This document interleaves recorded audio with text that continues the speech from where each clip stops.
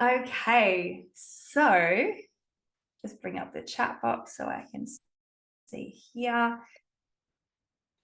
And we've just got more people jumping in. All right, beautiful. Welcome, welcome, welcome. Welcome to the Positive Pregnancy and Birth Planning webinar. Who am I? My name is Shari Lyon, and I have been a childbirth educator, a hypnobirthing practitioner, and a pregnancy and birth coach for over a decade. Actually, it will be 12 years next year. And my journey to becoming a practitioner started right where you are all right now, 13 years ago, when I found out I was pregnant with my son. And when I first found out I was pregnant with Harley, I was terrified. I'm going to be honest with you. I was so scared of the pain. I was scared of needles. So I was in this predicament of going, well, I don't want to go through the pain of birth. And though I didn't want to have the epidural, because when they explained to me how big that epidural needle was and all the little needles that you had to get to come with it, I was honestly just in this loop of fear, of thinking about it, feeling fear, thinking about it, feeling fear. And I was just looping in that. I wanted to stick my head in the sand about it. And though I knew that I had, 8-9 months to figure it out. So I went on a mission. I guess I started my own journey to birthing my baby. And this is actually why I've called my childbirth education program the Journey to Birth, because it is a journey. It's a journey of self-discovery. It is a journey of just you birthing yourself as a mother, not just birthing your child. And if there are any birth partners or dads here, you're also involved in this as well. So it is a big transitional phase that we go through in our life. And I found that I was instilled with a lot of fear around this actually really beautiful, what should have been and could be a beautiful time. So I went along, I actually had a friend mention hypnobirthing to me. And I'm going to be honest with you, when I first heard the term hypnobirthing, I laughed. I thought it was some hippie woo-woo way of birthing. And I kind of was really skeptical about the whole hypnosis thing. And though I'd done meditation and I was quite alternative, I guess, in that way, but I wouldn't have called myself hippie or woo-woo, if that makes sense. So I went on this journey of wanting to learn more because I realized how much I had no idea about birth. Like I really didn't. My pregnancy with Harley wasn't quite planned. So I didn't feel I had anything like this to help me prepare. It was just like, I'm late. I peed on a stick and went, oh my gosh, I need to figure this out, because I didn't realize how fearful I was until I got that positive pregnancy test. So I went on this beautiful journey of self-discovery. I immersed myself in wanting to learn more about my body and how I could give my baby also the best birth possible, because I realized it wasn't just about me. And that is where I found hypnobirthing. And I didn't have to drag Damien, but I kind of said to him, just be available on, I think it was a Wednesday night over 4 weeks. We're doing this birthing class. I don't even think I told him it was hypnobirthing, to be honest. And he's like, okay. And I don't think he realized how much he was going to get out of it. And I tell you what, I'm so grateful for what he learned and what he took from the program, because if it wasn't for him, I probably would have caved and I would have actually gone down the medical intervention route. So we really did it together, which I'm so grateful for. To kind of cut it short, I ended up really having an amazing birth. Now, I'm not saying it was easy. It was definitely challenging. I reached breaking points within myself that I never thought I could go through emotionally and physically. And though I continued to press on and break through those limiting beliefs with the help of my husband, and ended up having a really empowering, beautiful birth with Harley. And I literally drove home thinking, like, every woman and partner needs to have this information. Like, why is this not mainstream? And so it was around when Harley was about 2 that I just kept hearing this calling, or feeling this calling of, like, you've got to do this. You've got to share this information. This is what you're here for. I had doubts because I'm not a midwife and I'm not medically trained. But it was just something within inside of me that I just had to follow this. I couldn't ignore it. And so I did. So really, like, who am I? Like, I'm a mum of two. I've got two amazing kids, Harley and Talia, and both of their births were really, I'd do it again in a heartbeat, to be honest. Like, to go from how terrified I was about birth to having a real like ecstatic experience with my daughter. It was honestly, I can't even explain it. But I went up after I had Harley, I'm like, okay, I'm going to do training. And so I've actually been trained in a number of different hypnobirthing programs, international programs, Australian programs. I've also kind of committed the last 10 years to immersing myself in as many workshops and trainings and connecting with mentors in the birth world. And I've learned so much. I'm actually just about to complete my master's certification in NLP and hypnosis and as a coach. So now I'm doing deeper work with women through birth trauma, through deep phobias and fears. So I've got a number of different programs that support that. I've been awarded some of the top awards in Australia. I'm a speaker and I'm also now a mentor for other hypnobirthing practitioners. But my main love is actually holding my classes and connecting with parents and women and partners like yourself and sharing this information that over the years I've received. And I can't keep it to myself. So ultimately, I do offer childbirth education courses on the Gold Coast and online. Now, something before we move on, for those of you who have attended live, you are now going to have the opportunity to go into the draw to actually winning one of my programs.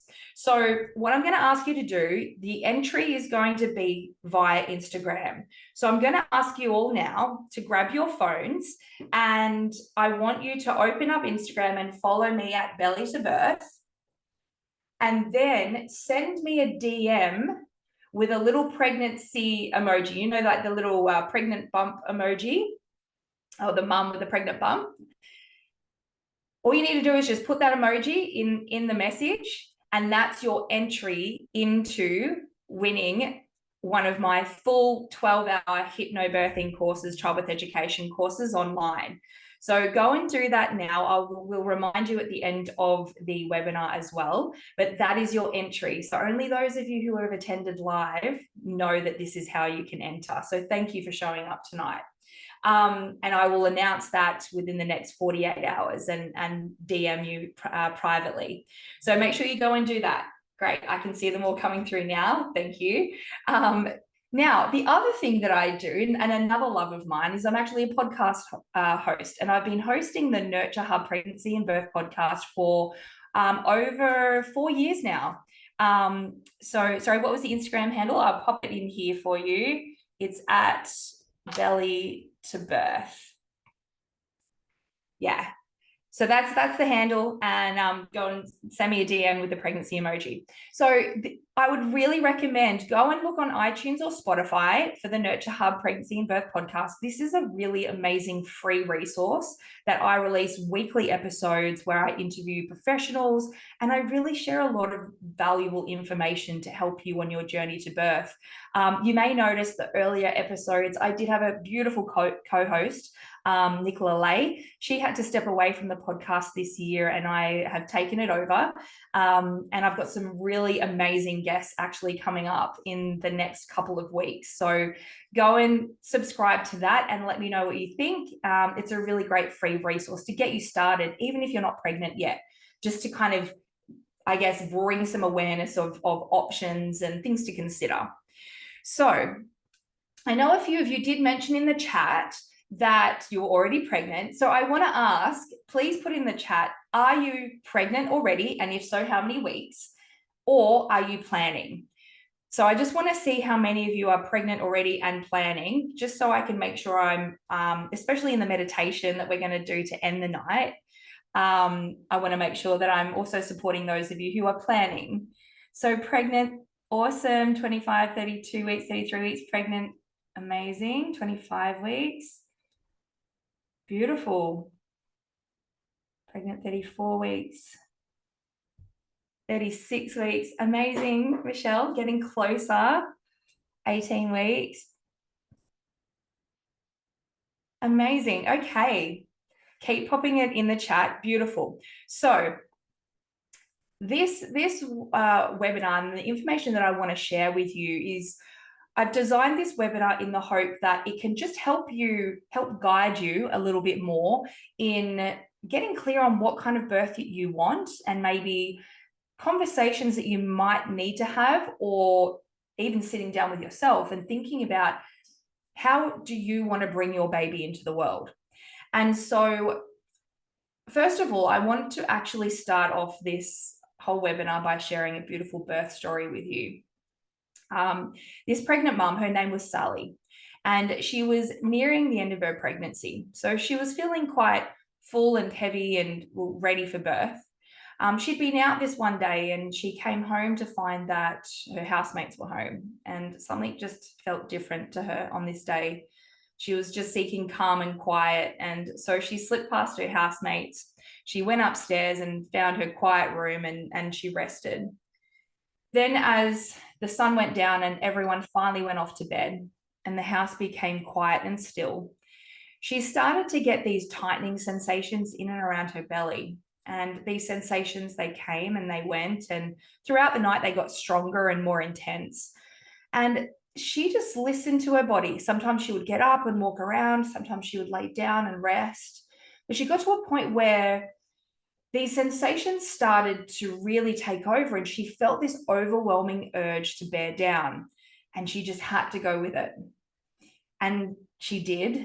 And then in the morning, her housemates found her like this. So Sally is a mother cat. Was anyone freaking out and going, why is she not going to the hospital? So here is where I want to ask you all, how do you think that Sally, this mother cat, knew how to birth? Pop it in the chat. How do you think she knew how to birth her babies? Not just one, she's got 1, 2, 3, 4 there. How do you think she knew how to birth? Because she didn't do any hypnobirthing courses. She didn't go to the hospital. She didn't have an obstetrician. You're right, Julia. Julia got it. Instinct. Exactly. Instinct, right? And here is where understanding that cats are mammals, and all mammals have an instinctual part of the brain that is actually wired for birth. Now, for all the women in the room or in the Zoom room, can I please remind you that we too are also mammals? We actually do have the same instincts that all other mammals have on this planet. And I want to explain this a little bit to you. Now, I'm actually giving you information from my program here. And I was thinking about it going, I really need to share this with you, whether or not you do a course or not. This is really important for you to bring into this awareness of how we're actually designed for birth and how our brain works, because birth is very much a mind over body experience. If you don't get your mind right, your body won't follow. And so understanding the human brain, okay, so the human brain is a very complex and intricate structure with many differing functions and systems. And it can be divided into 3 main parts. So we have the primal brain, we have the limbic center, which is the emotional brain, and we have the neocortex, which is the thinking part of the brain.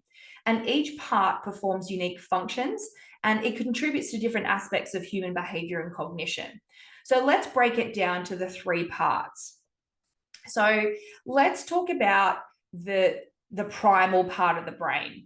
So the primal brain, all mammals have this part of the brain, and this governs all of our instinctual behaviors like basic survival. So it's where if we feel threatened or fearful or stressed, then that's the part of the brain that picks up on that emotion or that potential perception of threat and puts us into an instinctual response called the fight, flight, freeze. And there's a 4th response called fawning. It's also responsible for like aggression and territoriality and dominance. And it's also where it triggers our reproductive system and behaviors, as well as birthing. So birthing is triggered by this part of the brain. It also controls all of our essential bodily functions, such as breathing and heart rate and digestion. So as mammals, we all have these same instincts of basic survival, reproductive activity, birthing, and heart rate, breathing, things like that, digestive system. So, however, what makes us different from all other mammals, and that, like that mother cat, is that we as humans, we have this huge prefrontal cortex. It's called the neocortex. We actually have one of the largest neocortex of all mammals. And then it goes to the dolphins, actually, and then your apes. And our neocortex is highly developed in us as humans, and it's responsible for all of our higher cognitive functions, such as perception, conscious thought, language, problem solving, decision making, conscious movement. It's where we do our planning, where we set goals. It's where all of our logic, will, and awareness comes from. It's stimulated by questions. So if someone asks you a question, it's that part of the brain that is searching thousands of jungles of neurons. And it's also stimulated by bright lights as well. And also, sorry, I'm just going to mute everyone here, and sound. And it's also where we learn. So I'm hoping over the next hour that we're actually going to stimulate a little, or not a little, a big part of that brain tonight to get you thinking about some things in regards to what you want for your pregnancy and for your birth. Now, we have this middle part of the brain, and it's called the limbic brain. And this is more for us as humans, our emotional brain. So the limbic system includes several different structures within the within that area. And it's the hippocampus, the amygdala, and the hypothalamus. And these areas are involved in regulating our emotions. So that is where chemicals are released, or like hormones are released from that part of the brain. It's where we form and retrieve memories. It's where all of our sensory processing comes from. And it's where we control basic instincts and drives. And one significant feature of the limbic brain is its capacity for social behavior and attachment. So we as mammals are very social mammals, and we are very connected, and we look for others for reassurance, for love, for support. And we've got to realize how much birthing is very connected in with emotions. So this part of the brain plays an important role in hormonal release for us to actually go into labor and have a beautiful birth. It also the hippocampus actually plays roles in forming, processing social bonds, recognizing faces and experiences. So the limbic brain is really kind of smart, even with its own language, right? So the neocortex responds through like verbal language. And though the limbic brain actually responds through body language. So for example, if you're in labor and you look over to your birth partner, and maybe you haven't done any education and he knows nothing, or she knows nothing, whoever you're having in supporting you, and you get into birth, and then they look like a deer in headlights, looking terrified, having no idea what's going on, not knowing how to support you, and you look to them for reassurance and they look terrified, your limbic brain is going to go, hang on, something's not right here, something's not safe. So we need to understand how we're wired for birth. And here is where, in my programs, I very much go into helping you to understand the mind and body connection. When you can get your mind right, then I can show you how to work with your body. But it all starts with here. And we need to understand the connection between the three sections of the brain, that one part of the brain stimulates another. So the neocortex produces thoughts. Thoughts produce feelings from the limbic center. And then depending on what chemicals or hormones we're releasing, then the primal brain will also react as well. So here is my next question, which I would love, again, for you to come into the chat.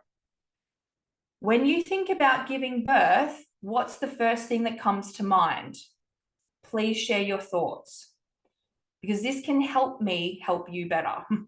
when I know where you're at? What are you thinking about birth? What's coming up for you?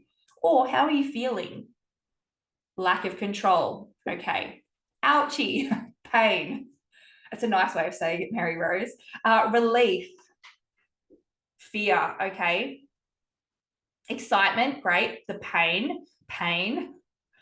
And I felt the exact same way, or that's what I was scared of, the pain. The unknown, yeah, Amy, big one, okay? Pain, yeah. So commonly, there are more, I think I only saw really one excitement and one relief. The rest tended to be more fear-based. Can we see that? Pain, fear, worry, anxiety, stress, right? So with all this fear, how can we achieve a positive birth when we keep going into fear? And we need to understand that culturally here in Australia, we actually don't see birth, and we do not grow up seeing birth as a positive experience, as an empowering experience, as young girls coming into being women. And then when we become pregnant, people then want to tend to project and share their stories, and a lot of people will share the worst. And here is where you need to understand that we as humans, we are creatures of certainty. We want to be certain of an outcome. When we're not certain of an outcome, what do we tend to prepare ourselves for? The worst. So Isabel's even said more fear from doctors not being supportive. Okay, so you're going for a VBAC. So there are a number of different things that can be coming up, and each one of us is individual. I also had big fears of birth, and I realized after doing some really deep work over really the last 10 years, to be honest, that a lot of my fears of birth came from my own birth experience. And this is something that as women, please go and talk to your mothers. What was your birth like? Because that's how you came into the world. If your mum was really fearful and scared, which my mum was, my mother, I just turned 40 last month.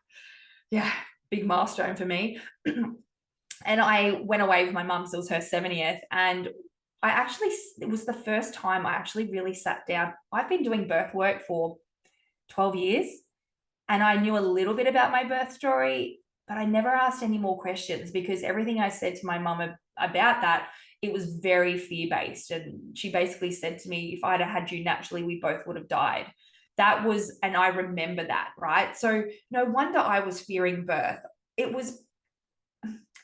I'm not blaming my mother at all. I absolutely love my mother, but she was so fearful in my birth that she ended up I was born via emergency cesarean, but she was so scared of the cesarean that she asked to be put under a general anesthetic because she was so scared. So my mother wasn't even conscious when I came into the world. And I'm like, it breaks my heart for her now, because I actually feel I healed my own birth story through how I birthed my children. But I want to normalize like that there are a lot of fears that are projected onto us since the time we were children, from the movies that we see, from the stories that we hear, from, yes, medical interventions that we hear about as well, or not feeling supported. So we really need to understand how we're wired as humans, and though realize, really taking it all back, that we are mammals. And as mammals, we're actually designed to birth, right? We really need to come back to this core that actually pregnancy and birth is a natural physiological function of the body. It is physiology. It is not pathology. It is physiology. And so for those of you who are pregnant, I want you to take a moment and think about this. Your body is growing this beautiful little baby, and you don't even have to consciously think about it. You are going about your day, you are sleeping, you're going to work, you're doing the washing, you're going out to the shops, you're meeting up with friends, you're going back to sleep, and your body is actually growing your baby unconsciously, because it is physiology. It's working perfectly. So do you think if your body knew how to grow your baby, that then all of a sudden you get to 39 weeks, 40 weeks, 41 weeks? Are we really that flawed that our bodies can't birth our baby? Did nature get it wrong for us? Because it seems like all other mammals are okay. And look, it's not to say that complications can't arise. So here is where, for us to have a positive and empowering experience, you cannot rely on anyone else to empower you. Only you can empower yourself. And though there are beautiful ways that you can connect with people like me where I can help you. I have been through it. I have overcome huge fears of birth to have 2 amazing births. And I've now helped thousands of parents all around the world. On average, I teach anywhere to 300 to 400 couples each year. And I do this because I'm passionate about it, because I want to help you empower yourself through information, through knowledge, tools, and techniques. So you've probably heard the saying, knowledge is power. So if knowledge is power, then knowledge about yourself is self-empowerment. And here is where you may not realize actually how much you don't know about your body and you don't know about birth. And this is where education is so paramount to help you understand the physiology, how we're wired for birth, the beautiful hormones of birth, and how you can support that, how to work with your body through movement, positioning, what your partner can do. So here is where, and please feel free to take maybe, it's a bit hard if you're on your phone, but a screenshot maybe of this. I want to encourage you to start asking yourself some better quality questions. What do you want for your birth or your pregnancy? Or what do you, if you're planning a pregnancy, what do you need to do to ensure that your body is as healthy and ready as possible to call in that beautiful soul baby? And for those of you who are already pregnant, no matter if you're 5 weeks, 36 weeks, there is still time. But I want you to write these questions down for yourself, to maybe do some journaling around what it is you want. You cannot expect anyone else to create your experience for you. So what's most important to you? What does a positive and empowered birth mean to you? And of course, we're all going to say that it's a healthy baby. And though we need to make sure that mums or ladies, that we need to make sure we emerge from this experience physically healthy and mentally well. We don't want to come out of this experience feeling traumatized, because that baby needs you. And you don't want to start off the journey of you being a mother in a state of trauma because of what happened to you in the birth, because you didn't maybe prepare, or you didn't know that you could prepare. And this is really where you've taken the first step, right? Because there are 4 steps to learning. The first step is blissful ignorance, right? You don't know what you don't know. And don't take offense to this, some of you are maybe still in that space of not being aware of things that potentially are available for you. So it's blissful ignorance. It's nothing, it's not a deliberate thing. It's not like you're being ignorant. It is, you don't know that you don't know these things. Then the next step is where you know you don't know. And I would say, like, most of you are at that step, because obviously you must have saw the promotion that I was doing for this webinar, and it stimulated something in you to go, okay, well, I'm pregnant. I'd like to learn more. Now, this is like when you work with me and you actually gain the education and the knowledge and the tools and the techniques, and I support you through this, you move up to the next step in learning. And that's where you become consciously competent. So you've got the information, and though it takes practice to remember it. And here's what's really important in regards to birth preparation. Giving birth is like running a marathon. It's all well and good to say that I want to run a 40K marathon, but then I do no training and no practice for the day. It's the same for birth. it's all well and good to say that you want to have a natural birth. And though, if you don't do anything to condition your mind and body for the experience, it's going to be potentially more challenging for you on the day to get to that finish line. So we need to think about this and going, well, what is it that we want? What's most important? How do I want to feel? Who do I need supporting me, and what do they need to learn to support me? What about the caregivers? What kind of model of care do I want? How am I going to achieve this natural birth, or at least prepare myself as much as possible?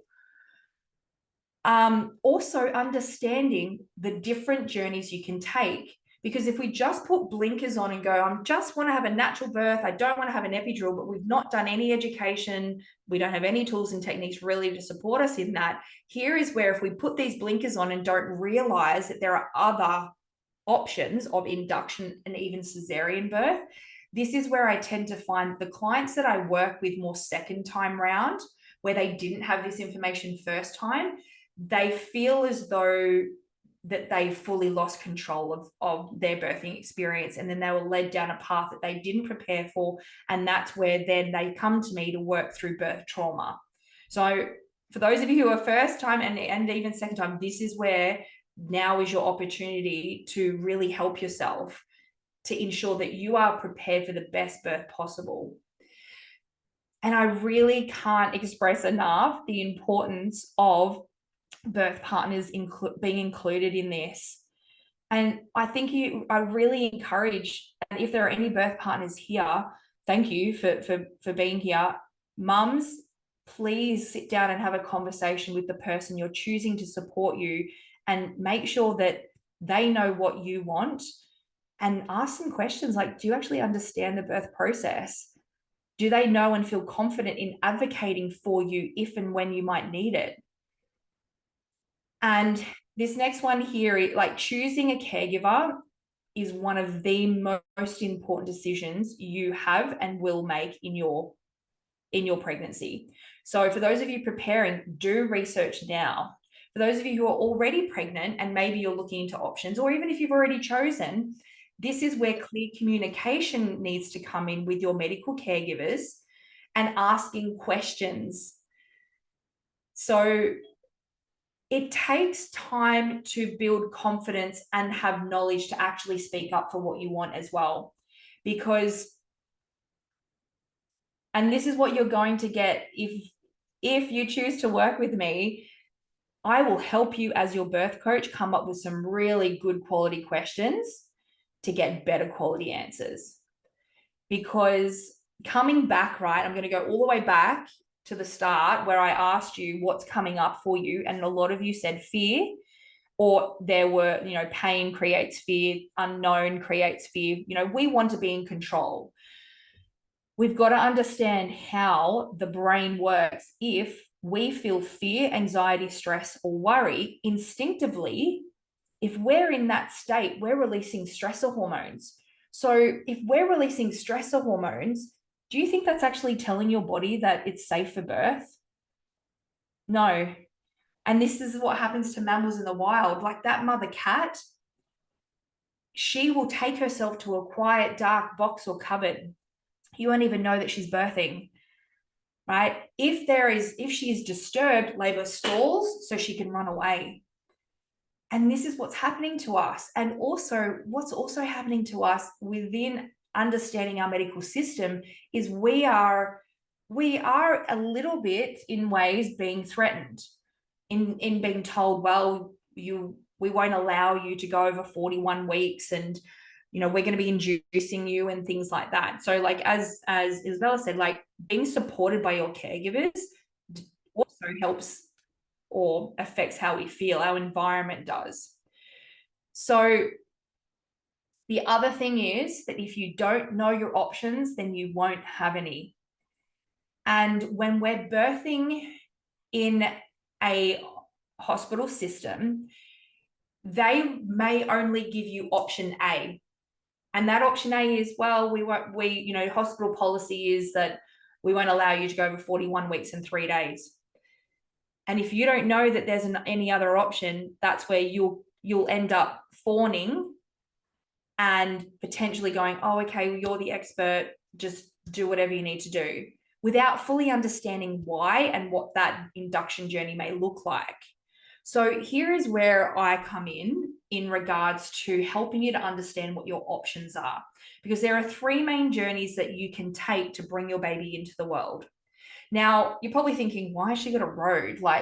Now, for me as a birth coach, I don't like to talk about having a birth plan, right? I think if we just list all the things we want, but have not considered any other option, and it doesn't go that way to plan, then this is also where we can come out of the experience feeling like we failed, feeling traumatized, feeling disappointed, and just not enjoying the experience, really. So what I help to do as a birth coach and hypnobirthing practitioner is help you create more of a birth map. And that's why I brought this kind of picture of this is more of a map for you, that we've got to understand that there are three main journeys that we can take to bringing our baby into the world. And it's understanding your options around each journey. If you want to have a natural birth, I will give you all of the information and support you with tools, techniques, and my own personal phone and email support right up to your birth to help you achieve that as much as possible. And though I also want you to feel prepared for any detours. So again, this is why I've called my program The Journey to Birth, because birth is a journey. And as much as we can have a plan or a desire for a journey, we need to be aware that sometimes we may come to a block in the road and we will be offered a detour by the medical system. But if we don't understand what that journey of the detour looks like, this is where we fall into fear, anxiety, stress.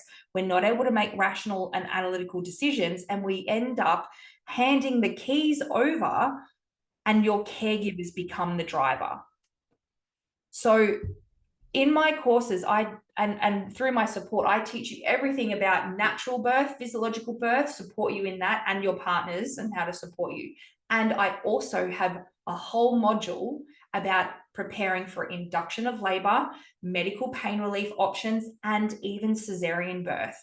In my program, I provide you resources for induction and cesarean as well, meditations, fear releases, things like that, in case you do make the decision due to medical reasons, or maybe it's because you feel it's the safest way, because at the end of the day, that's what's most important.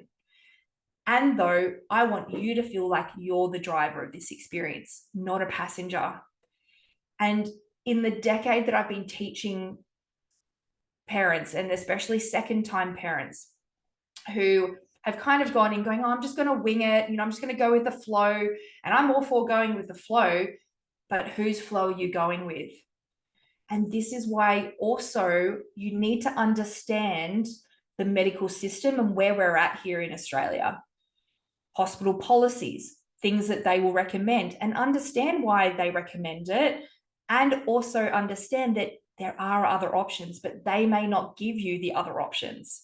They will go, this is the only way, this is how we do it, because we do it every day, we want to induce you, and then you're on this induction train, and not maybe knowing that induction of labor with syntocinon, which is a synthetic version of oxytocin, increases your rate of ending up in an emergency cesarean from 12.6% to 26%. But they never tell you this. So that's where I'm so passionate about independent childbirth education. And I do recommend going to hospital birthing classes too. However, they will only give you information within their box. I want to give you all the information and empower you with good quality questions, so that if you get to 41 weeks and they say, look, we're going to book you in for an induction, if you've had a normal, healthy, uncomplicated pregnancy, that you can actually question and go, hang on a minute, is there a medical reason for this? If my baby and I are in danger, yes, let's definitely talk about it. But I've had a normal, healthy pregnancy. Where's the risk? And so I talk about making decisions. I give evidence-based information. I provide evidence-based resources for you to understand risk. Because when you are in a hospital system and they start talking about your risk increases, your risk doubles, your risk rises, that causes feelings of fear, anxiety, stress, and worry. And so the primal brain goes into fight, flight, freeze, or fawning. Now, if you want to learn more about the fawning response, which I teach this in my program, go and check out my website, my podcast. And look, it was a while ago, but look for the fawning response in labor and birth episode. It was last year, or maybe it was the year before. I interviewed a clinical psychologist about it. Please go and listen to that. It is one of my top episodes that I recommend. We need to understand that when we're birthing in a hospital, that we are birthing in a system. And a system is a big organization that wants to work effectively. They have staffing, they have bed management. And so in some ways, like, it's easier sometimes for them to get you booked in because it makes the running of the organization more effective. And if you're being booked in for an induction or cesarean due to efficiency of the system, is that really what you want? And if it is, that's okay. I even have a course specifically for cesarean birth. So I'm supportive of all births as long as you feel you've been given all the information and you're making an informed decision. So this is why choosing the right care provider, choosing the right model of care, it is important. And I'm hoping that even from tonight, I really want to help you stimulate better quality questions. For your next appointment, to go to your midwife, to go to your obstetrician and say, look, we've had a bit of a think. This is really the journey we want to take in birthing our baby. Are you supportive of that? Are there any parameters? Are there any risks? Like, ask more questions. There are a number of different options here in Australia. So for those of you planning a pregnancy, look into stuff now. Get as much information as possible so that you know when you're pregnant, you're right, this is the model of care we want to go for. So there is a difference between public and private. There are potentially options with also continuity of care models within public systems. So a continuity of care model is where you are assigned a midwife, and that midwife is then with you through your whole pregnancy and 6 weeks postpartum. So it really is the gold standard of maternity care here in Australia. And though for some hospitals, it's like a lottery system. So you've got to get in early. And if you are early enough, or even if you're further along, don't be disheartened. Still apply for it, because you just never know. So contact your public hospital. Ask if they have what's called an MGP program, midwifery group practice program, or if they have a birth centre with continuity of care with one midwife. Now, if you want to birth within a private hospital, you have to book in with a private obstetrician. And we have some amazing private OBs in Australia who are very aligned with like the natural birth, women-centered care model. But it's really important, if you're choosing an obstetrician and you want to have a natural birth, ask that obstetrician what his induction and cesarean rates are. Because I need to be honest with you that privately, yes, you're paying more and you do get a nicer room and you are paying for continuity of care with an obstetrician. But within private sector, the induction and cesarean rates are a lot higher, and they will happily schedule you in because that also helps with their schedule. So choosing an obstetrician that is in alignment with you and is going to support you fully in you having the birth that you want is really important. So go and interview a number of different obstetricians. Don't just go for the OB that the GP, once you've confirmed you're pregnant, that the GP has referred you to, because they are probably being paid by that obstetrician. You don't want to have a private obstetrician that has a 70% cesarean rate if you want to have a natural birth, and they are out there. Same with a public hospital, right? For those of you going public, ask what their induction and cesarean rates are. Interview as many as you can. And my recommendation, if you want to have a natural birth, try your best to get into an MGP continuity of care model.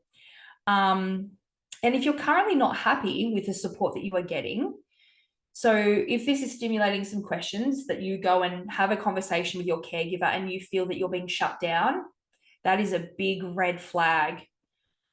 You do not have to put up with that just because you've agreed initially or maybe paid a little bit. If they are not going to support you in what you want, it's not about them. This is your birth and this is your baby, and you only get one opportunity to birth your baby. Don't succumb or fawn or appease to them because they seem to be the more higher authority, and you feel like you don't want to be rude or difficult or like that. That's what the fawning response is, which a lot of us women tend to go into because we've been conditioned since the time we were little girls to be a good girl and don't be difficult and do as you're told. No, this is a time, this is you stepping into this journey of you birthing yourself as a strong mother who will advocate for yourself and for your baby. Another thing that you could look for is search for a professional birth worker to support you. So like a doula or a birth coach like myself. So I can support women in birth. However, that I have other doulas that I recommend because I'm mainly a coach and hypnobirthing practitioner. So do research, educate yourself, attend a childbirth education course like I will share with you shortly. I've got a number of different options available. Read books. Some of the best books I recommend, I'm just trying to look, I've got like hundreds of them over in I'm just looking over here. Birth with Confidence by Rhea Dempsey. There is Why Induction Matters by Dr. Rachel Reed. There is Gentle Birth, Gentle Mothering. If you want, just send me a message, a DM on Instagram, and I can tell you my top list of books if you want to read books. Also, from today on, surround yourself with positive birth stories. If anyone wants to start projecting their birth story onto you and you're feeling like it's going negative, set a boundary and say, look, I really do want to hear your story. However, can we just hold this story until after I've had my baby? Don't let them project fear onto you. That was their experience. This is yours, and you now have an opportunity to create a beautiful experience for yourself. Be open with your doctors and midwives about what you want. So creating a birth map, which in my courses, I provide you with a full birth map of natural, induction, and cesarean. Ask for evidence-based information too. I've actually just interviewed an amazing woman. Her name is Dr. Rebecca Decker. She's from the Evidence-Based Birth website. Well, she created Evidence-Based Birth. They have a website. And it really just helps. So I haven't released her episode yet. That will be coming up. And we talked about understanding evidence and having evidence to help make decisions in regards to risks and things like that. Because when language is used in pregnancy and birth saying, well, your risk increases, your risk doubles, it's very elusive.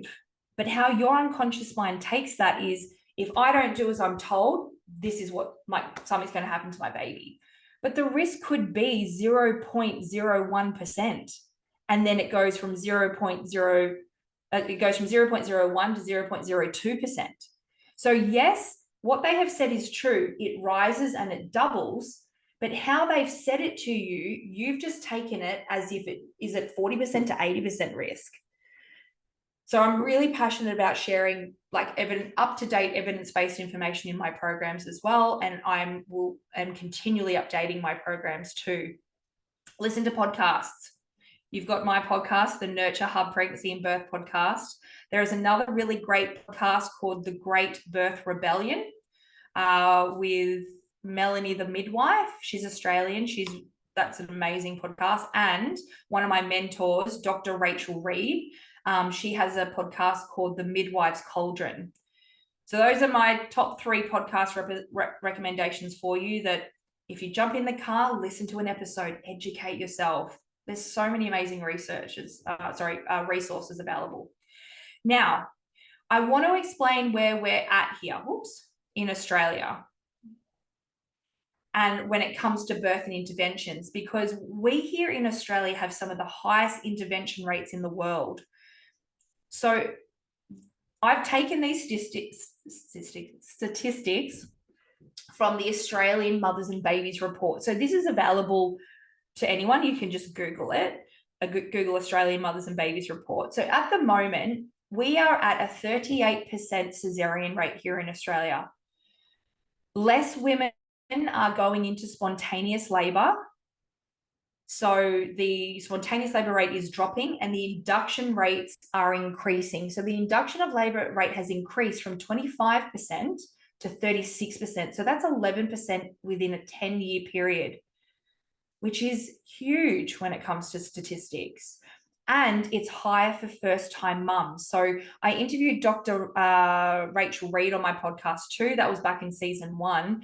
And she said around 47% of first-time mothers are having their labor induced, which is like, that's not 1 in 2. So for those of you who are first-time, you really need to be prepared for the suggestion of induction of labor. And if you're not prepared for it, it will come at you. 1 in 4 women were given an episiotomy. We have one of the highest episiotomy rates in the world, 25% of women. That's where they cut the perineum. And this probably is because of the high epidural rate as well. So we're at an 80% of women are having medical pain relief in labor. So that includes gas, so the nitrous oxide, and we're around about 45 to 50% of women having epidurals. Again, I'm not anti-epidural. I show positions that you can use with an epidural in my classes, but it's really important to understand, yes, epidurals do have benefits, and though they also carry high risks. Whereas culturally here in Australia, epidurals have been very glamorized in our country. Just get the epidural and you don't feel anything. But there is a big disconnect between you and your body then, and it can cause potential side effects for your baby as well. So have all the information so you can make informed decisions. In 2020, the main reason for inducing labor was diabetes. And this is another thing, gestational diabetes is rising here in Australia due to the change in how they test. 15%, so that was 15% of women due to diabetes were induced pre-labor rupture of membranes. This is if the waters break, but then there's no labor onset, and then a prolonged pregnancy. This is what, from personally, my experience as a coach, for my clients, most of my first-time clients tend to go over, right? The average pregnancy does not last 40 weeks, and evidence shows that. The average pregnancy for a first-time mother is around 40 weeks and 5 days, extending up to 41 weeks and 2 days. So 79% of women will go into labor by 41 weeks and 2 days. You are more likely to go over. And this is then why induction rates are rising, because we are going over. Again, if anyone has any comments or questions, please just put them in. I hope this is this dropping for everyone? Can you just give me some feedback? For some reason, I'm sharing my screen, but I can't see any of you now. I can see the chat box though, but is this helping? I just want to make sure what I'm sharing is dropping in for you. Okay, amazing, great, perfect. So amazing. All right, beautiful. I want to make sure that I come when I teach and when I support, I always do my best to come at a very balanced view. Okay, I don't favor one way of birthing or the other. There is no right, wrong way to give birth. I personally, what I'm about is empowering you to be the driver. Is gestational diabetes a good reason for induction before 41 weeks? Megan, if it's not controlled through diet, and if it's like if you maybe require insulin and that's not controlling it, then potentially. And look, I've got to be really careful. I cannot be seen to be giving medical advice. And though, questions that I would recommend you ask is that if your gestational diabetes is being controlled through diet, and because you're doing the finger prick, then you should be supported as a normal, healthy pregnancy. And therefore, no, induction of labor doesn't necessarily need to come in. the thing with gestational diabetes is it can cause bigger babies. So again, it just depends on the size of your baby too. All right. So it is coming back to the statistics. All hospitals and models of care have different statistics though. So don't be scared to ask your hospital, or the model of care that you have engaged with, what are their statistics, right? Because GCUH here were pushing over 40% induction rate. Like, that is huge. So they have tried to lower it. Same with cesarean rate as well. But, there are private obstetricians that have 80% cesarean rates. They don't like to support vaginal birth. So they tend to just book, schedule. So it's really important, and you ask these questions now, because you don't want to be asking them when you're 39 weeks and they're going, well, let's just book you in. Okay. So how can you lower your chance in ending up in an induction or cesarean? I think you probably all know, honestly, like education. Educate yourself. Knowledge is power. Actually, I'm going to rephrase that. It's the application of the knowledge that makes it powerful. Right? You can have all of the knowledge and not use it. So it's not, knowledge really isn't power. It's how you use the knowledge.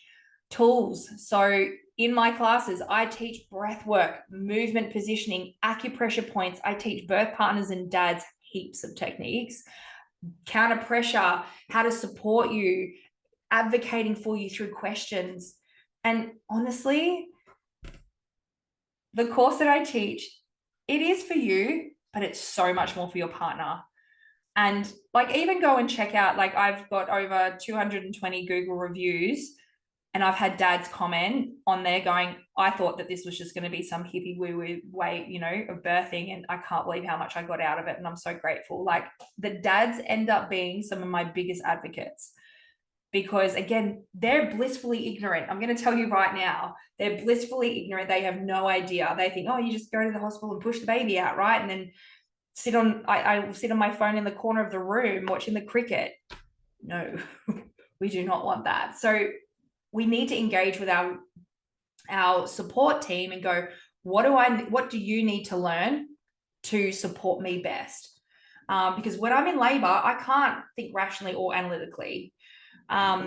So there is actually studies that have been done around these complementary therapies that I teach. And I've actually been trained by Dr. Kate Levitt in acupressure points. So Dr. Kate Levitt is a doctor in Chinese herbal medicine and acupuncture, and she's a researcher at the University of Notre Dame in Sydney. And she released a groundbreaking study back in 2016, and she's doing more studies now, called the Complementary Therapies for Labor and Birth Study. This is a published study. You can go and Google it to look. But these were the details of the study. So it was a 5-year study of 176 couples in a mix of demographics in Sydney hospitals.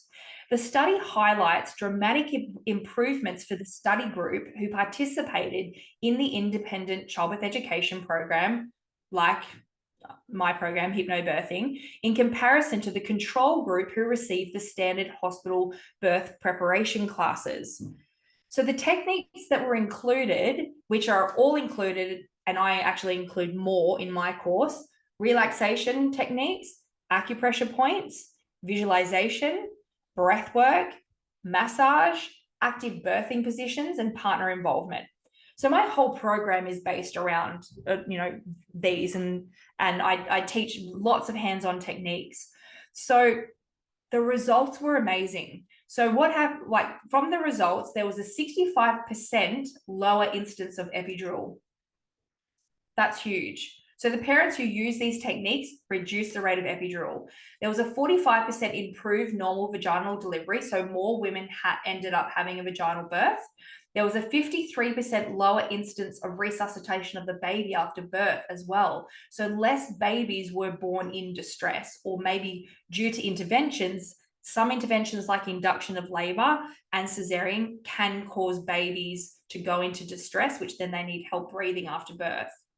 There was a 50% lower instance of augmentation. So augmentation of labor means where you might go into spontaneous labor. So your labor starts naturally, but then they come in and they go, well, let's just break your waters for you, or let's give you the epidural, or now we've got to give you syntocinon.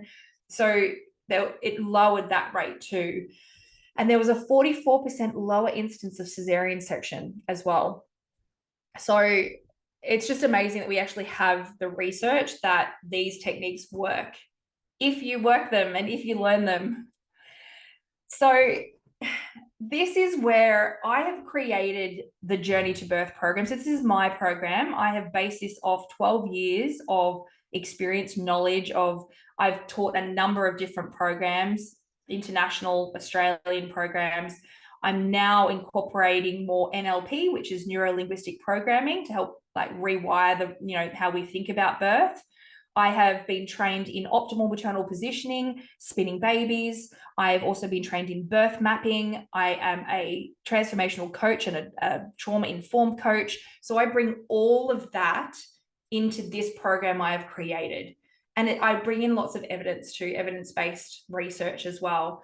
But my program is really designed to help prepare you for a positive and empowered birth, no matter how that looks. So it's not just about having a natural birth.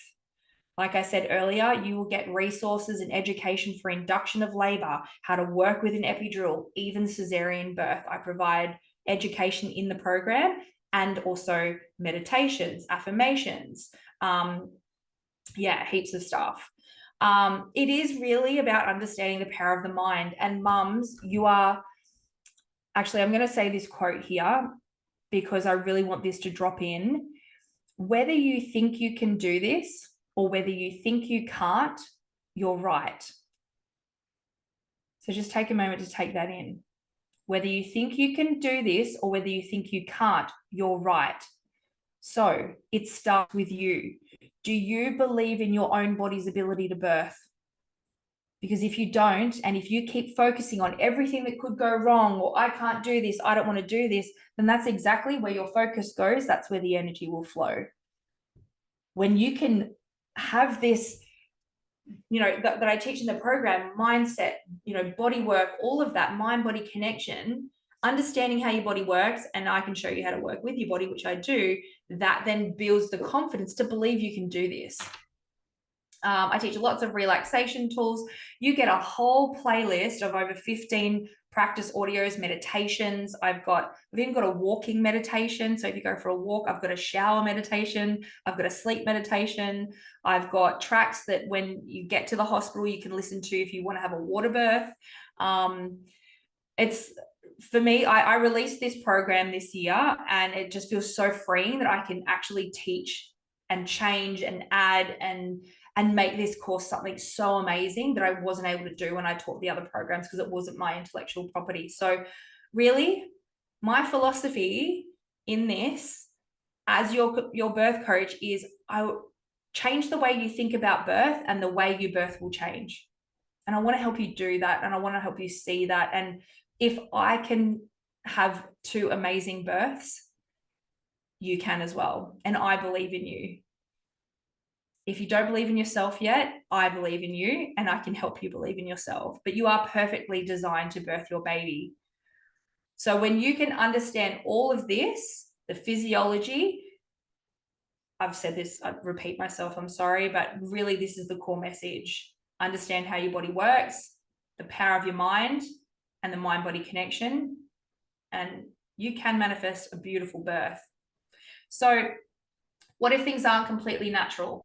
I've said this throughout, but I do prepare you for all of your options and also potential roadblocks. So in my class and like courses, I talk about the journey to birth and the birth map, right? And you're the driver. So I go with this concept of like the car and the map and the road and things like that. Sometimes we can start off on one journey and come up to a bit of a roadblock. So this may mean that maybe the labor stalls or slows down, or it's just taking a little while. We need to understand that if you're in the hospital will offer the detour. That is epidural, that is intervention through syntocinon, that is cesarean birth. What I help you do and teach you is go, hang on a sec, is this the only option? No. Then I teach you techniques, and I call it the reversing protocol. It's this beautiful protocol, especially to understand how to help the baby if the baby's in a not so optimal position, through reversing the baby in some ways out of the pelvis slightly, creating movement and positions so that the baby can rotate through the pelvis. And I'm a very visual teacher. Like, I do all demonstrations. I've got so many props. If you're a visual person, you're going to love my course. You'll also learn how to work with medical interventions. So again, it's your choice, right? And if you choose to have an epidural, you're choosing this from a place of being informed, not fear. But yeah, my role really as a birth coach is to help you, change the narrative around birth. No matter what birth you have, you can see here, these are both my clients, right? This is a client that did end up in a cesarean, and she speaks about her birth so highly and how empowered she was. So you can have a beautiful, positive, and empowered cesarean birth. And if you are choosing cesarean birth or feel that that's right for you, please contact me, because I've got a course just for cesarean birth. It's a 4-hour one-on-one course. But let me just what about the hypno? Let's dispel the whole hypno part of hypnobirthing. Is that mind control? No, it's not. The definition of hypnosis is where we are in a state or condition where we do become highly responsive to suggestions, but it's where we have a concentration on a single idea with the exclusion of all other thoughts. So to put it very matter of fact, it's just a state of focus. That's it. No one can make you do anything you don't want to do. And what I teach you is self-hypnosis, right? I teach you to harness the power of your mind through bringing you into focus, into the breath, into the affirmations you're listening to, into the touch your partner is giving you. Rather than focusing on everything that could go wrong or focusing on the pain, I help you focus on everything that could go right and focus on the breath. The breathing techniques are the best techniques I will teach you to help you have this positive experience. So quickly, I just would really love for you this is a very short video. These are some of my past clients. Now, Hannah is actually a midwife and her husband, Garth, is a doctor. I teach a lot of medical professionals. I've taught many of the midwives up at Gold Coast. And this is her story, because I taught her for her second birth. My first birth was 82 hours from when I broke my waters to when I had Avalia. I had an epidural, vacuum birth. I had so many different fluids going. But second time, was that 11 and a half hours, I think we worked out. Didn't even mention an epidural. I felt supported, so I never mentioned that no one was helping me, because I felt supported. And just being able to receive the baby and have the baby, that was just the best feeling ever. Hi, I'm Hannah Pilates, and this is my husband Garth, and we're really excited today to share our hypnobirth story. And this is our little baby Arlo, who is 10 days old today. I'm a midwife and I work at the Gold Coast Hospital. Yeah, I'm a doctor and I also work at the Gold Coast Hospital. When I was a midwife doing my training, I had done a hypnobirthing course, which I really enjoyed, and I've seen women have beautiful hypnobirths. So when I became pregnant with Arlo, I was really overwhelmed in the very early parts of my pregnancy with the thought of having to give birth again. I wanted it to be a positive time, and I really hoped to have a more healing birth. So we looked into our options, and I found the hypnobirthing program through another friend of mine who had done it and absolutely loved it. And she found it was just so effective for her. Well, it was a tricky weekend actually, because it was a weekend I was working, and then Hannah kind of thought you broke your waters. You ended up taking the day off work because we thought my waters might have broken, and I was getting Braxton Hicks, now they were probably early labour pains. We put Avalia to bed, and Garth and I said, we should have an early night, try and get some rest in case I go into labour early in the morning. As soon as my head hit the pillow, I just got a really quite intense surge. Yeah, we put music on, then we got Hannah's parents to come pick up Avalia. So we got to the hospital, into the birth centre, and my midwife had already set up the birth space for us, so the lights were really dim. I had the same rainforest room that we had with Avalia. I was just focusing on my breath, the breath was just so important this time. And so I had the gas pretty soon after I got into the pool, and just focusing. I knew I had to do long, strong breaths anyway for the gas to be effective. So I was just focusing, just breathe in, lift myself up, then drop down. And I'd kind of come up and then just float back into the water and just let the water take my weight. I didn't have painless contractions, but I felt like I could handle it. My midwife asked me, my best friend's also a midwife, and she said that she'd like to come in, and it was just the perfect time. Like, I was just starting to feel that I'm not sure if I can do this. Like, this is taking longer than I expected. I got to this point, I thought this would be over. Am I getting stuck at this point now? And then they said, do you want Kirsten to come in? And I was just like, oh yes, that's exactly what I need. Like, a fresh face. And I know she's just the most positive person. As soon as I see her, she makes me feel so good about myself. I knew if she came in and I saw her face, I could just keep going for that little bit longer. I had this like really conscious moment at that time. Like, I was like standing up, I had a bit of a break from contractions, and I was like, oh, where do I want to have this baby? And everyone just looked at me like I had just re-entered the room, like I wasn't even in the labour anymore. And I was like, do I want to have the baby in the water? Do I want to do this? Do I want to do that? And everyone was like, oh, okay. Try to make it back into the water. And then literally I was holding onto the side of the bath and I was like, I want to get back in.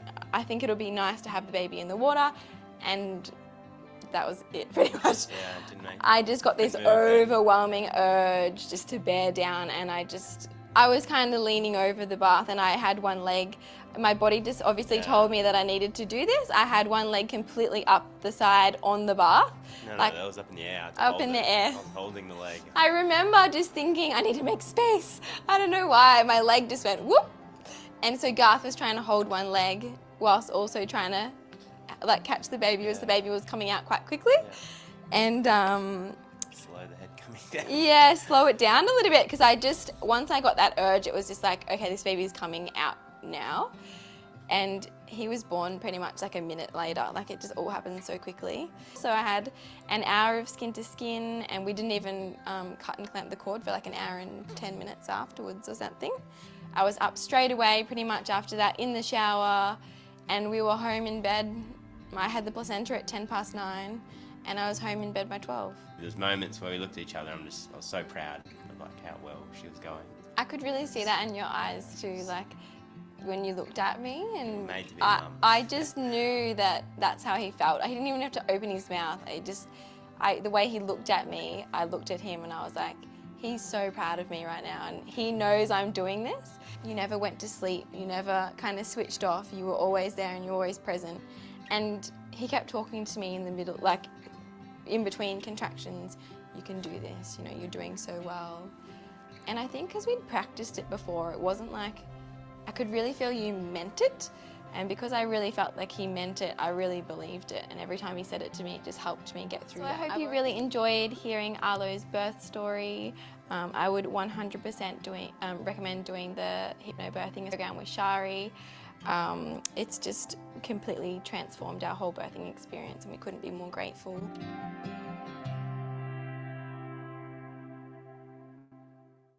I actually share their birth video in the program as well, so you actually get to see Arlo's birth, which is just beautiful. So it's just gone 7:18 here in Queensland. It's probably later for you guys, so I'm going to start to wrap it up, but I just want to share with you a few things before you go. The power is in your hands. Knowledge about yourself is self-empowerment. So if this has spoken to you, and you would like to, you know, work with me, I have quite a few different options, and I've got different options in regards to price point. So if you're in Queensland and you're on the Gold Coast, I would love to see you face to face. I do courses in Robina, and I've got courses, 2 course options I've got weekend courses and I've got an evening course. It's a 14-hour course with 4 units. You get a parent folio, you get the whole playlist of meditations, you get my phone and email support. You'll also be invited into my supportive Facebook group with over 1,200 belly to birth parents. You also receive exclusive discounts to my favorite products. And next year, I'm also going to be starting regular pregnancy circles and even online circles. So stay tuned for that. If you are over the 20th week of your pregnancy already and you're on the Gold Coast, please come and see me soon, right? Around 20 to 25 weeks is optimal. And if you book into, I've got 2 courses left for 2024. You can get that course for $597. So I've got one starting on the 30th of November, which will then finish on the 7th of December. And then I've got a 4 Monday nights course on the 2nd of December that will run over 4 Monday nights to the 23rd of December, I think it is. So I do still have space available. So that's why I'm keeping it at this price of $597. But face-to-face, that's for you and your birth partner. So that price is for 2 people and you get all of that. Now, for those of you, because I know that it's so great to see there's so many of you from all around Australia, I have now put the full program. So this is exactly what I teach face-to-face as an online self-paced course. So tonight I actually have a really special offer for you because this course is valid at $647.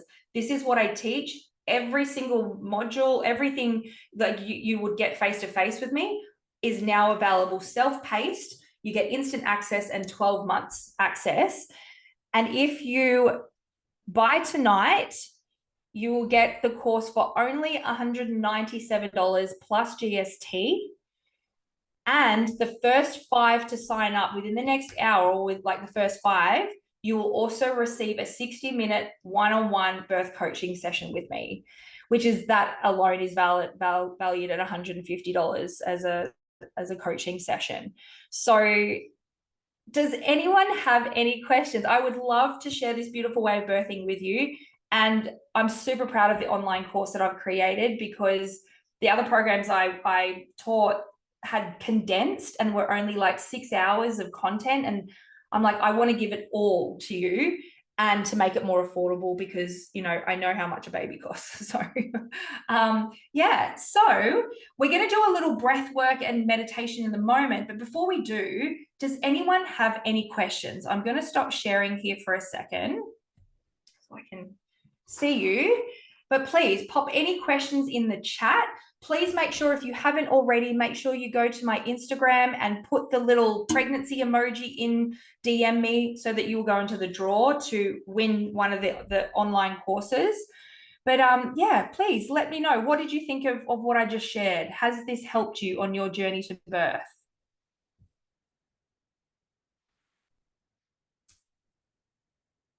Does anyone have any questions? If not, I'll guide you into a nice meditation. Okay. Once baby is engaged, how long do first time moms typically have until spontaneous labor will start? Oh, that is not really an easy question because some babies are ready at 37 weeks and will trigger all of the hormones to go into birth. It's not about the baby being engaged. It's about where your body is at hormonally. So that's a really hard one. Babies can be engaged for weeks. Some babies will pop in and pop out. Some babies don't fully engage until labor starts and the uterus pushes them more into the pelvis. So yeah, sorry, Carolina, it's not really, there's no real answer for that because it really depends on your body and your baby and where your baby can be engaged, but your body may not be hormonally ready yet because the baby triggers all of these hormonal changes. Sorry, my camera's going a bit slow here.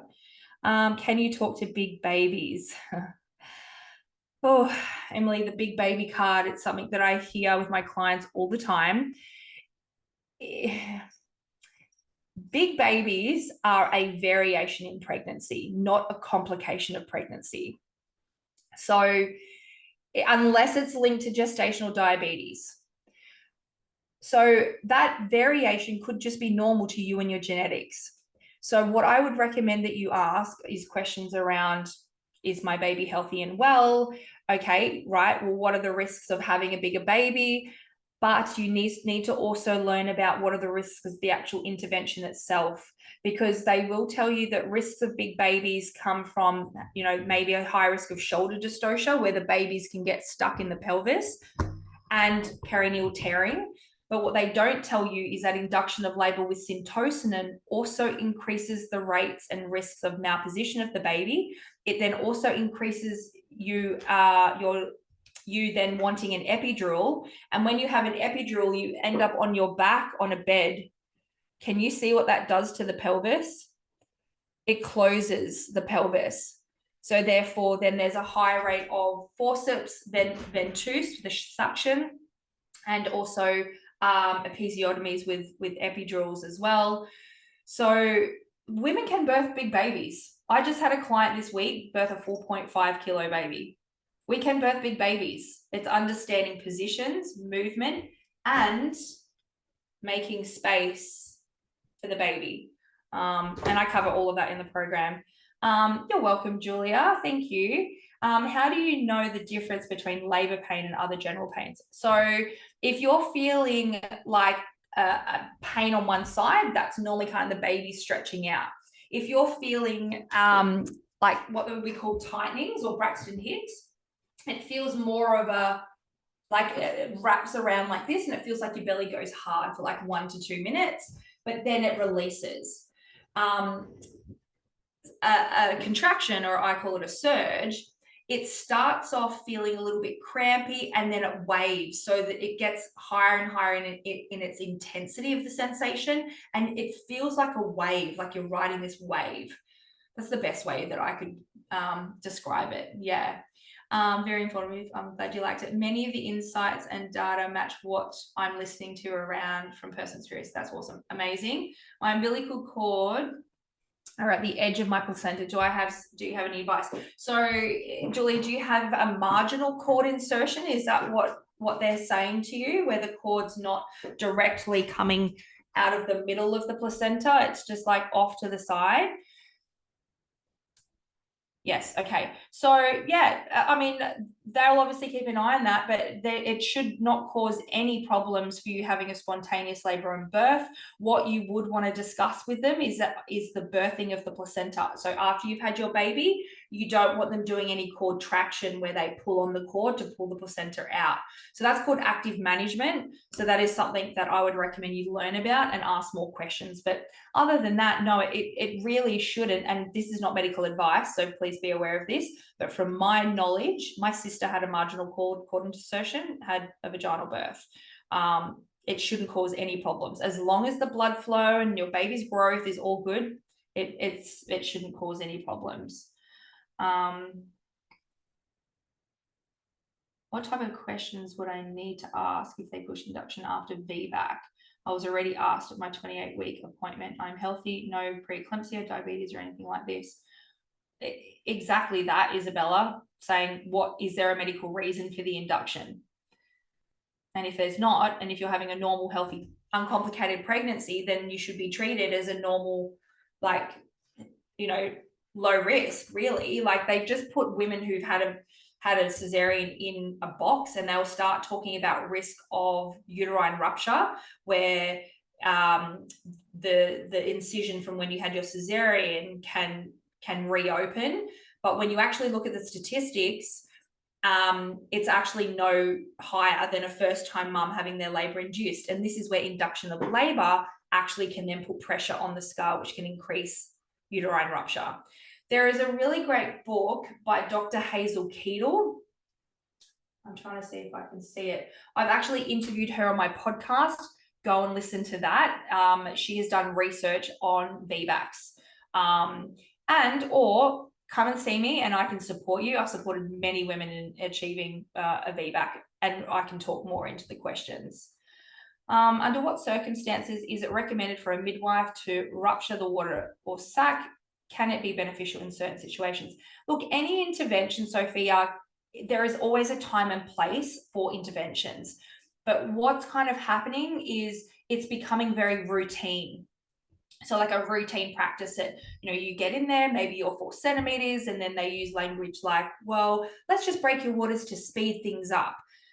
Please note, evidence does not show that by breaking the waters that it speeds up spontaneous labor. If anything, it may detour you, because a lot of women experience that once the waters have released, that the labor intensifies. So the contractions become more intense, and therefore it could detour you in wanting an epidural earlier. So Look, and there are some instances where yes, it can help. So it's really about in the moment having the right questions to ask so that you can make an informed decision off their recommendation and off the knowledge and education you've got previously. You're welcome, Mary Rose. Thank you, appreciate it. Okay, great. All right, let's end. And please remember that offer for the online course is available, and the first 5 will then get a coaching session with me. You can just go to my website, bellytobirth.com.au. You can book online. I also have a payment plan option where you just pay $50 a week for 4 weeks. But let's finish this. For everyone that wants to stay, we're just going to do a very short breathing and centering and connecting into your baby. So let me pop some music on. Get yourself into a comfortable position. And when you're ready, gently closing your eyes. I'm just going to share this song here. One sec. Play. Oh, hang on, it's going off my phone. 1 minute. Oh, yeah. All right. So while I share this music, just get yourself into a comfortable position, laying down, sitting cross-legged on the floor. You should hear the music coming through in a moment. And as you get settled, I just want you to gently close your eyes. And as you close your eyes, I just want you to allow yourself now to connect into your body and into your baby if you're pregnant, or if you're planning a pregnancy, still place your hand over your womb space. So mums, I want you to place one hand on your chest, one hand on your baby, or over the womb space or on your belly. We're going to just take 3 deep calming breaths. We're going to draw the breath in through the nose slowly to the count of 4. And then on the out breath, just feel the breath releasing through your nose or mouth to a longer count than what you inhaled. And as you breathe, just feel this wave of relaxation flowing from the top of your head, down your face, your neck and shoulders, through your body, all the way down to your toes.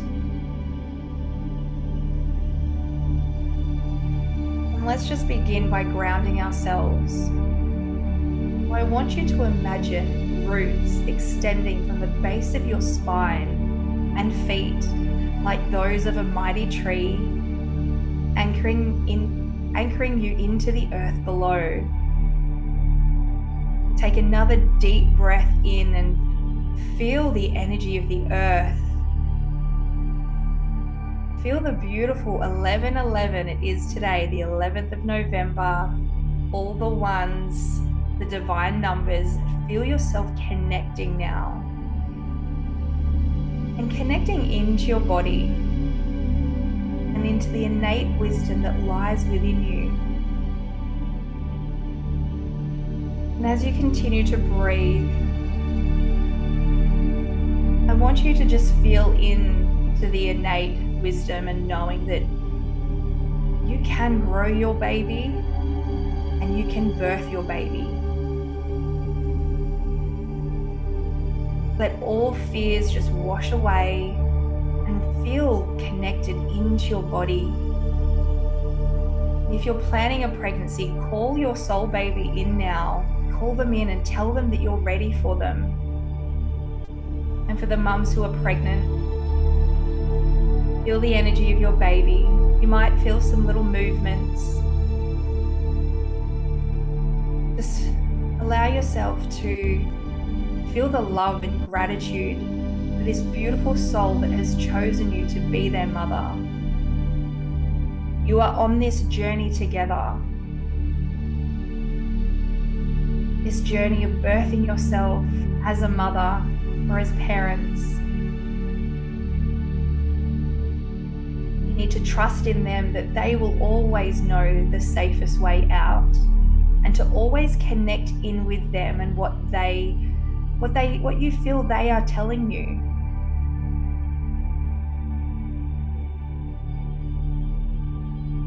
Know that you will be equipped with all of the information, all of the resources to empower yourself on your journey to birth. Or just feel in and connect in with where you might feel you need to learn a little bit more to support you on your journey. Where you're being guided. And taking another lovely deep breath in now. Feel a wave of gratitude. Allow your unconscious mind to take in all of the information that I've shared with you tonight to support you on having a positive pregnancy and a positive birth. And know that I'm here to support you on your journey, no matter what it looks like. So just slowly, when you're ready, just coming back into the awareness of the room again, gently opening your eyes. And I want to take this moment now to thank all of you who have stuck around. It has been great connecting and sharing with you. I could kind of really feel the information flowing through, so I hope it all made sense and it was what you were hoping it was going to be. That I've provided you with the value. Bubba, love that. Oh, that's great. Amazing. I do have some free resources, hypnobirthing resources on my website too. So if you want that, just DM me and I'll send that to you with meditations. So if anyone has any other questions, please put it in the chat. You loved it. Amazing. Great. And if you want to work with me, remember you're the only one who can empower yourself. I am here for you on your journey to birth, and you can do it and you can have an amazing birth experience. And I would love to share this beautiful way of birthing with you. So please connect with me over Instagram or email me, or you can literally just go onto my website and book a course. I have course dates right through till June 2025. So they're all up there. The optimal time to book a course is after the 20th week. So thank you very much, everyone. I wish you all the best on your journey, and please stay connected. And make sure you go and check out my podcast as well. Thank you so much, everyone. I will announce the winner within the next 48 hours, so stay tuned into your DMs. All right, everyone. Good night. You're welcome. Thanks, everyone. Night. Have a great sleep. You're welcome. Good night, everyone. All right, I'm going to log off. Bye.